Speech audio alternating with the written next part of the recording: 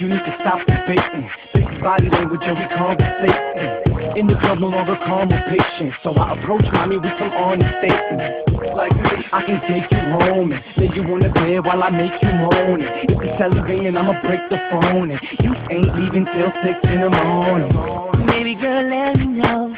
Looks like you got something to say. You ain't gotta think about it. You know how I feel about it. So baby girl, let it flow. You've been thinking about me all day. Now you wanna lose control. Shorty, when I see you, it's on. Every minute, every hour, you're thinking me.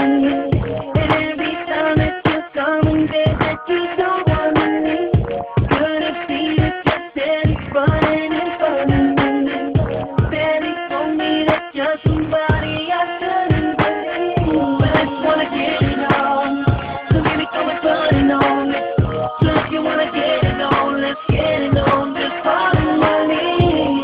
You gotta know I'm feeling like you're doing it for me, and I can't get enough. Let's set it off. I know what you need. But shorty kinda going off the hypno, and of course